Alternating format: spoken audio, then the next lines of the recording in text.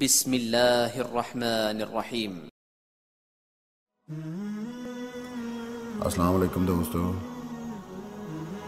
اسلامی سال کا 9واں مہینہ رمضان المبارک ہے۔ اس ماہ کی مبارک برکتوں کے تو کیا کہنے۔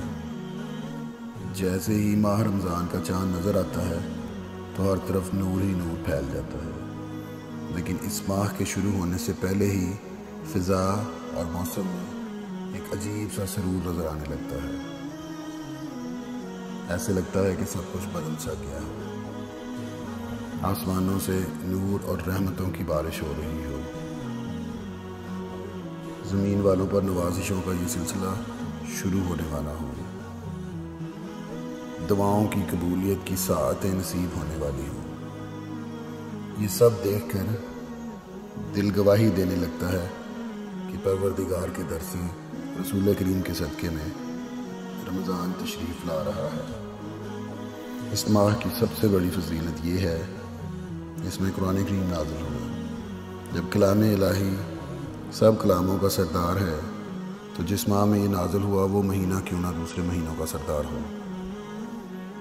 قرآن مجید کے علاوہ بھی اللہ تعالیٰ کی اور کتابیں اسی ماہ میں نازل ہوئی، لیکن اس مہینے کو خاص قرآن مجید کے مناسبت سے ہی یاد کیا جاتا ہے۔ اس لیے ہمارے پیارے رسول صلی اللہ علیہ وآلہ وسلم اس میں حضرت جبرائیل کے ساتھ قرآن مجید کا دور فرمایا کرتے تھے،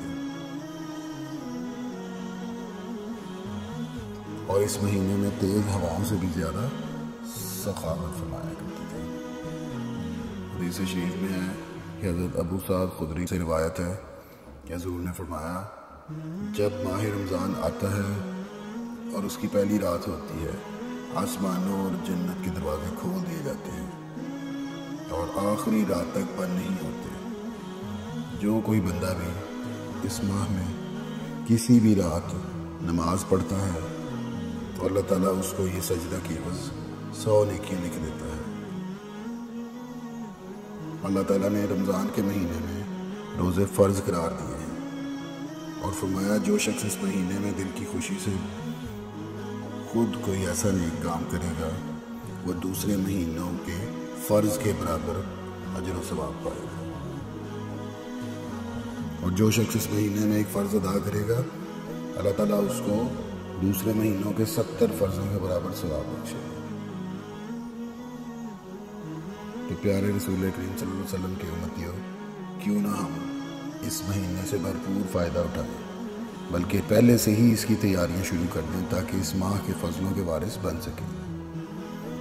میں آج آپ کو رمضان کی چاند رات کا ایک انمول وظیفہ بتانے جا رہا ہوں، جو کہ اگر آپ کر لیں تو انشاءاللہ پورا سال رزق آپ کے پیچھے اس طرح بھاگے گا جیسے پانی گہرائی کی طرف۔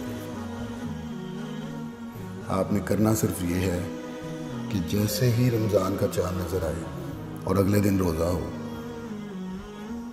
تو مغرب کی نماز کے بعد 21 مرتبہ سورہ قدر پڑھیں اور اپنے رب سے دعا کریں، وہ آپ کی دعائیں قبول کرے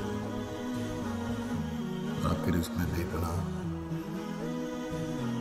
برکت دے گا۔ لیکن کئی جگہوں پہ چاند ذرا لیٹ نظر آتا ہے تو وہ لوگ عشاء کی نماز کے بعد بھی کر سکتے ہیں، تراویح پڑھنے کے بعد 21 مرتبہ سورہ قدر نماز کے بعد، اور اس کے بعد دعا کریں، انشاءاللہ آپ کی دعائیں قبول فرمائے گا اور رزق میں بے پناہ برکت دے گا۔ آخر میں یہ کہنا چاہوں گا کہ یہ ہماری ایک چھوٹی سی کاوش ہے۔ اگر آپ کو پسند آئی ہے تو ہمارا چینل سبسکرائب کریں۔ ہم فیس بک اور ٹویٹر پر بھی ہیں، ان کے لنکس ڈسکرپشن میں ہیں۔ اچھی بات کسی کو بتانا صدقہ جاریہ ہوتا ہے، آپ بھی اس ویڈیو کو شیئر کریں، ہو سکتا ہے آپ کے توسط سے کسی مجبور بہن بھائی کا بھلا ہو جائے اور تا قیامت آپ کو اس کا اجر ملتا رہے۔ اس کے لیے اس ویڈیو کو بہت شیئر کریں تاکہ جو کوئی ضرورت مند ہے ان تک یہ پیغام پہنچ سکے۔ اللہ حافظ۔